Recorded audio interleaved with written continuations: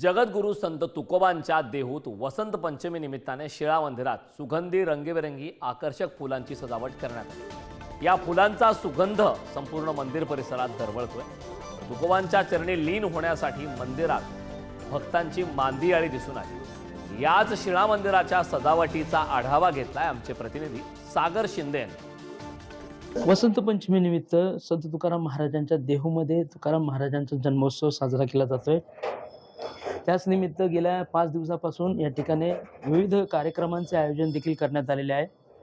आपण जर या ठिकाणी पाहिलं, संत तुकाराम महाराजांच्या देहूतील या शिळा मंदिरामध्ये आपण आहोत आणि शिळा मंदिराला विविध रंगांच्या आणि देशी विदेशी फुलांनी या ठिकाणी शिळा मंदिर सजवण्यात आलेलं आहे। आणि या शिळा मंदिरामध्ये अनेक लोक येऊन आता या ठिकाणी महाराजांचं दर्शन घेत आहेत आणि याच दर्शनासाठी भाविकांची या ठिकाणी रीघ लागलेली आपण पाहू शकतोय।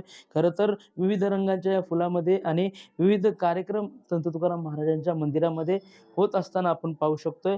आणि याच आध्यात्मिक या वातावरणामध्ये सर्व लोक या ठिकाणी येऊन संत तुकाराम महाराजांचं दर्शन घेत असताना आपल्याला दिसून येत आहे।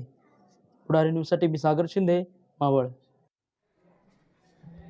जगद्गुरू संत तुकोबांच्या देहूत वसंत पंचमीचा उत्साह पाहायला मिळतोय। शिळा मंदिरात आकर्षक अशी फुलांची सजावट त्या ठिकाणी करण्यात आलेली आहे।